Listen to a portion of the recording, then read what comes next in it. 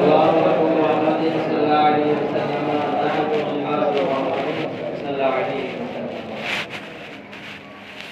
اللہ کے رسول صلی اللہ تعالی علیہ وسلم ارشاد فرماتے ہیں لا نبی بعد، اے لوگوں میرے بعد کوئی بھی نبی نہیں ہوگا، مجھ پر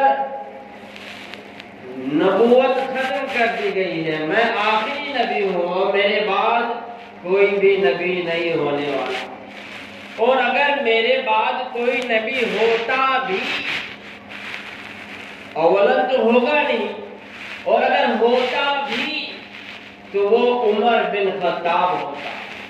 میرے بعد اگر کوئی نبی ہوتا تو عمر بن خطاب ہوتا، اور بہرحال اللہ رب العزت نے مجھ پر نبوت ختم کر دی ہے اور میں آخری نبی ہوں، میرے بعد کوئی نبی نہیں ہوگا۔ اب اگر کوئی بندہ یہ عقیدہ رکھے کہ نبی کوئی ہو سکتا ہے یا کوئی نبی جیسا ہے یا کوئی نبی ہے، تو ظاہر سی بات ہے وہ اللہ کے رسول صلی اللہ علیہ وسلم کے فرمان کے خلاف جائے گا اور دائرۂ اسلام سے خارج ہو جائے گا۔ آج مارکیٹوں میں اور لوگوں کے درمیان دیکھو تو کچھ ایسے لوگ بھی نظر آتے ہیں جو اتنے بڑے بڑے دعویٰ ٹھوکتے نظر آتے ہیں جو کبھی نبیوں نے بھی دعویٰ نہیں کیا تھا۔ تو اللہ تعالی ہم سبھی کو بھی صراط مستقیم پر چلائے اور اللہ کے رسول صلی اللہ علیہ وسلم کی محبتوں سے مالا مال فرمائے۔ آقا فرماتے ہیں میرے بعد اگر کوئی نبی ہوتا بھی تو عمر بن خطاب ہو۔ حضرت عمر رضی اللہ تعالی عنہ آقا کریم صلی اللہ تعالی علیہ وسلم کی بارگاہ میں حاضر ہوتے ہیں اور عرض کرتے ہیں یا رسول اللہ صلی اللہ تعالی علیہ وسلم میں عمرہ کرنے کے لیے جانا چاہتا ہوں، حضور اجازت مرحمت فرمائیں۔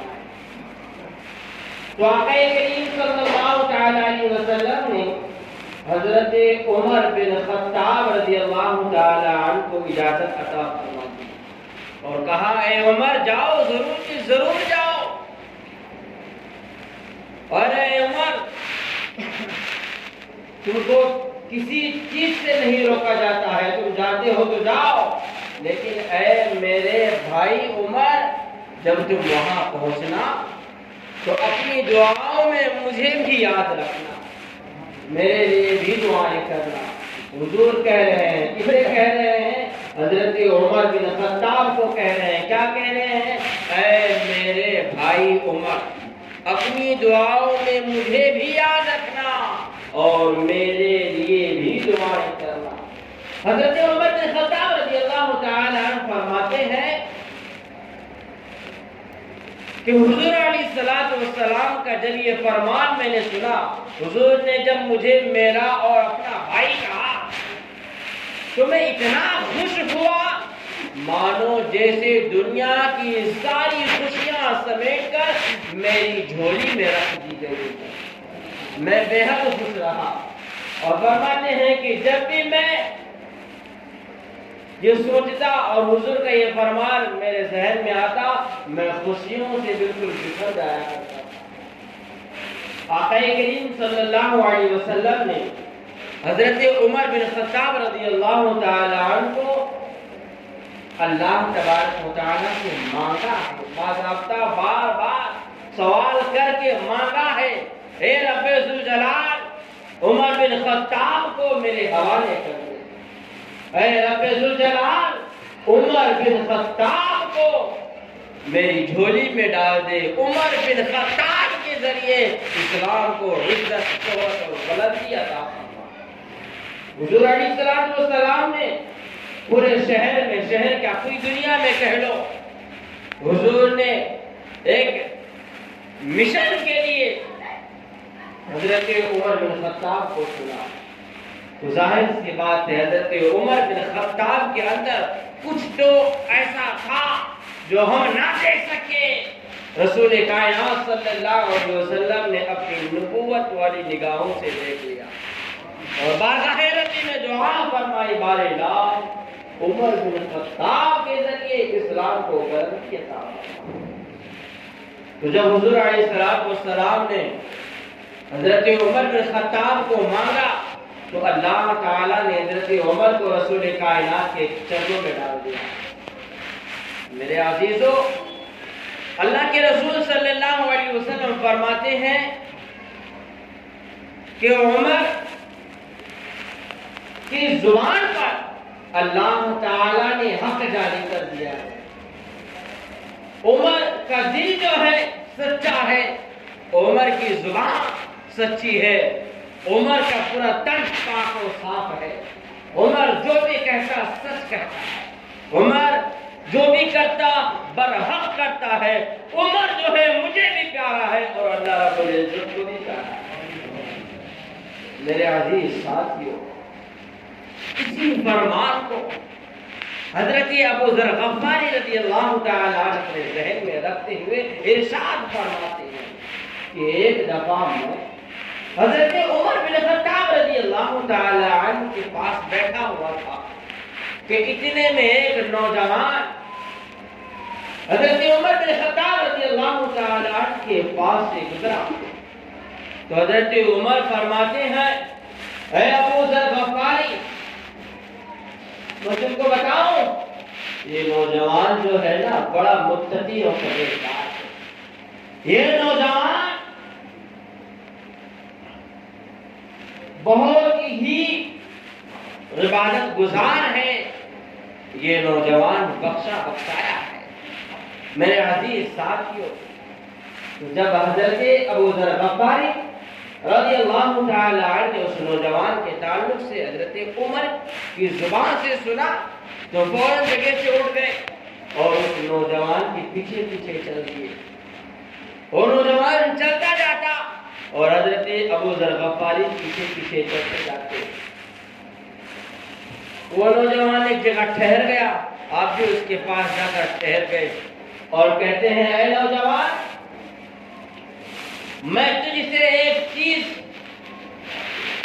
چاہتا ہوں، کیا تو میرے لیے وہ کرے گا؟ نوجوان نے کہا ٹھیک ہے کر دوں گا، بات کیا ہے؟ تو آپ کہتے ہیں، اے نوجوان، تو میرے لیے بخشش کی دعائیں کر دے، تو میرے لیے بخشش کی دعائیں کر دے۔ نوجوان نے کہا، اے ابو ذر غفاری، آپ نے تو حضور علیہ السلام کو دیکھا، حضور علیہ السلام کے ساتھ آپ اٹھے بیٹھے، کئی جنگوں میں آپ نے شرکتیں فرمائی ہیں، حضور علیہ السلام کے جمال جہاں آرا کو دیکھا ہے، حضور علیہ السلام کے ہاتھوں کو آپ نے بوسہ دیا ہے، حضور علیہ السلام کی قربت آپ کو میسر ہوئی ہے۔ ہونا تو یہ چاہیے تھا کہ میں تم سے کہوں، اے ابو ذر، تم میرے لیے بخشش کی دعا کرو، اور تم مجھ سے کہہ رہے ہو، بات سمجھ میں نہیں آتی ہے۔ حضرت ابو ذر کہتے ہیں کہ نوجوان، گرچہ میں صحابی ہوں اور تم تابعی ہو، لیکن میں جو کہہ رہا ہوں تم سنو، تم میرے لیے دعا کرو تو صحیح۔ وہ نوجوان کہتے ہیں میں کروں گا، پہلے بات تو بتاؤ، راز کیا ہے؟ تو حضرت ابو ذر غفاری یہ ساری باتیں بتاتے ہیں اور کہتے ہیں کہ حضرت عمر بن خطاب رضی اللہ تعالیٰ عنہ نے فرمایا، یہ نوجوان جو جا رہا ہے نا، یہ نوجوان بہت ہی متقی اور پرہیزگار ہے، تو میں نے کہا کیوں نہ ایک بخشائے متقی پرہیزگار بندے سے مغفرت کی دعائیں کرتا ہوں، تو اس لیے میں تمہارے پاس آیا۔ وہ نوجوان اپنے دونوں ہاتھوں کو اٹھایا اور حضرت ابو ذر غفاری کے لیے بھی دعائیں کی، اپنے لیے بھی دعائیں کی اور پوری امت مسلمہ کی بھی دعائیں کی۔ میرے عزیز ساتھیوں، ہمارے قوم کے نوجوانوں کو اس طرح سے ہونا چاہیے، کچھ اس طرح سے ہونا چاہیے کہ امت کے بڑے بزرگ بھی پیچھا کرتے ہوئے دوڑتے ہوئے لائن لگا کرتے ہیں، بیٹا میرے لیے دعا مغفرت کر دے۔ قوم کے نوجوانوں کو کچھ ایسی سیرت اختیار کرنی چاہیے کہ قوم کے بڑے بڑے اکابرین نوجوانوں سے کہیں کہ بیٹا آج ہمارے لیے دعا مغفرت کر دینا۔ اور جب تک کہ ایسے نوجوان تھے، ایسے لوگ تھے، یہ امت پھیلتی چلی جا رہی تھی، ہر جہاں جانب ہریالی پاتی جا رہی تھی اور بلندی یوں پہ چڑھتی چلی جا رہی تھی۔ لیکن جب یہ نوجوان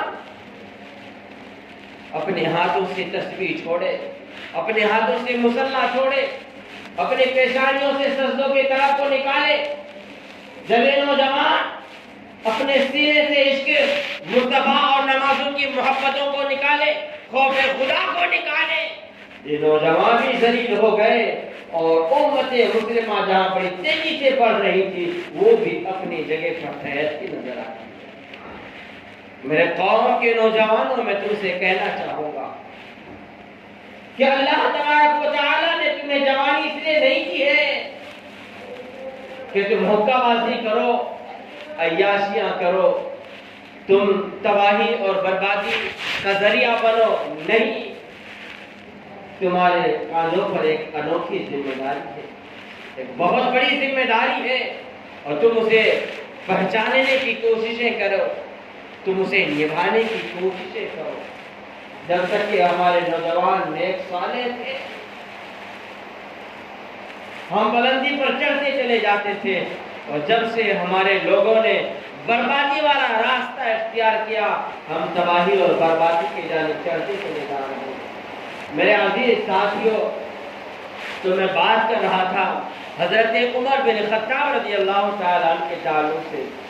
حضرت موسیٰ اشعری رضی اللہ تعالیٰ عنہ فرماتے ہیں کہ مدینہ منورہ کے تمام باغاتوں میں ایک باغ تھا جو بہت ہی حسین و جمیل تھا، اور اسی باغ میں حضور علیہ السلام کے ساتھ بیٹھا ہوا تھا، حضور علیہ السلام کی خدمتیں کرتا تھا، حضور علیہ السلام جو کہتے میں وہ کرتا جاتا تھا اور وہیں پر بیٹھا تھا۔ اتنے میں باغ کے دروازے پر کسی نے دستک دیا تو حضور علیہ السلام نے فرمایا اے ابو موسیٰ ادھر آؤ، جاؤ دیکھو باغ کے دروازے کو کھول دو اور جو بندہ آیا ہے اس کو میری جانب سے سلام پیش کر دو، اور اتنا ہی نہیں اسے یہ خوشخبری دے دو کہ اللہ تبارک و تعالیٰ نے تمہیں بخشش کا پروانہ عطا کیا ہے۔ میرے عزیز ساتھیوں، جب حضرت ابو موسیٰ اشعری رضی اللہ تعالیٰ عنہ باغ کے دروازے پر جاتے ہیں اور دروازہ کھولتے ہیں، دیکھتے ہیں تو کیا دیکھتے ہیں؟ وہاں پر ابو قحافہ کے بیٹے حضرت ابو بکر صدیق رضی اللہ تعالیٰ عنہ کھڑے ہیں۔ تو حضرت ابو موسیٰ اشعری نے نبی کا سلام بھی پیش کیا اور مغفرت کا پیغام بھی پیش کیا۔ تو حضرت ابو بکر صدیق رضی اللہ تعالیٰ عنہ نے دونوں ہاتھوں کو بارگاہ ربی میں اٹھایا اور رب کی حمد و ثنا بیان کی اور اپنے رب کا شکر ادا کیا۔ اس کے بعد آپ حضور علیہ السلام کی بارگاہ میں تشریف لے آتے ہیں۔ تھوڑی دیر کے بعد پھر سے دروازے پر دستک ہوئی تو حضور علیہ السلام نے حضرت ابو موسیٰ اشعری رضی اللہ تعالیٰ عنہ کو پھر سے بلایا، کہا جاؤ باغ کا دروازہ کھول دو اور جو بندہ آیا ہے اسے میری جانب سے سلام پیش کرو اور اسے بخشش کا پروانہ عطا کر دو۔ میرے عزیز ساتھیوں، جب حضرت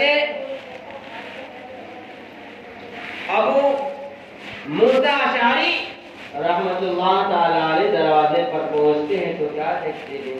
وہاں پر حضرت عمر بن خطاب رضی اللہ تعالیٰ عنہ کھڑے ہوئے ہیں۔ تو آپ نے رسول اعظم صلی اللہ علیہ وسلم کا سلام پیش کیا اور ان کو بخشش کا پروانہ بھیجا، پروانہ بتایا۔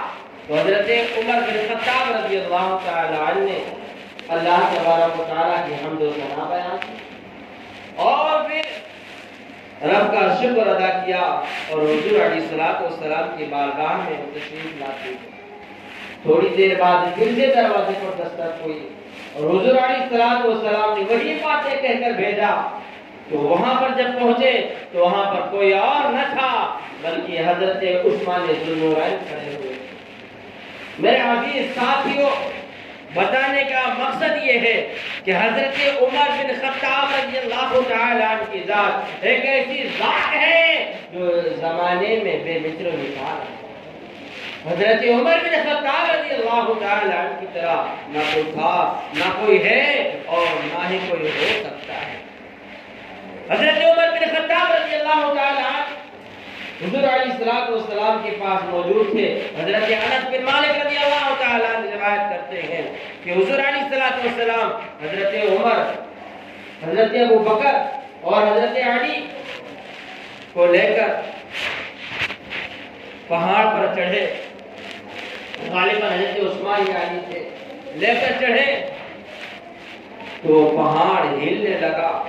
اللہ کے رسول صلی اللہ علیہ وسلم نے فرمایا، اے احد پہاڑ تو ٹھہر جا، تجھ کو پتا نہیں کہ تیرے اوپر ایک نبی، ایک صدیق اور 2 شہید کھڑے ہیں۔ میرے عزیز ساتھیوں، تو حضرت عمر بن خطاب رضی اللہ تعالی عنہ کو یقین تھا کہ اللہ کے رسول صلی اللہ علیہ وسلم نے مجھے شہید کہا ہے تو میں جام شہادت ضرور بھی ضرور روز فرماؤں گا۔ تو آپ کی ایک خواہش تو پوری ہو رہی تھی، لیکن ایک خواہش اور تھی کہ میں جو ہے حضور علیہ السلام کے ایک دم قریب رہوں، ایک دم قریب رہوں۔ جیسے دنیا میں حضور علیہ السلام سے میں دور نہیں جاتا، ویسے جب روئے زمین سے جاؤں تبھی حضور علیہ السلام کے ایک دم بازو میں ہی رہوں۔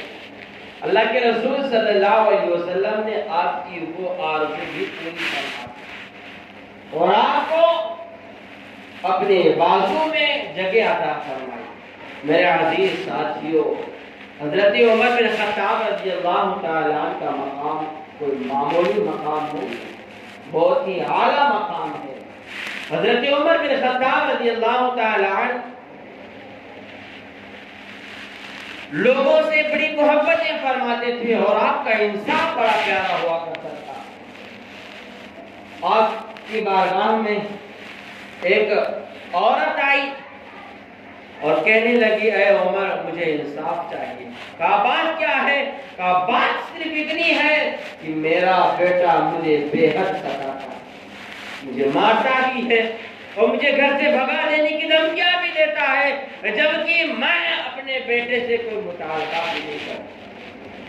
میری طبیعت خراب رہتی ہے، میں دوائیوں کے لیے بھی اسے نہیں کہتی، میں ایک کونے پڑی رہتی ہوں، بھوک لگتی میں کھانے کے لیے بھی اسے نہیں کہتی، لیکن پھر بھی وہ مجھ پر ظلم کرتا ہے اور جو ہے وہ مجھے گھر سے نکال دینے کی باتیں کرتا ہے، مجھے مارتا بھی ہے۔ اللہ اکبر کبیرہ۔ حضرت عمر بن خطاب رضی اللہ تعالی عنہ نے جب سنا تو آپ کا پایا بالکل ہائی ہو گیا۔ بڑا بھیجو اس لڑکے کو، میں دیکھنا چاہتا ہوں کون ہے وہ نوجوان جو اپنی والدہ پر کتنا ظلم و ستم کرتا ہے۔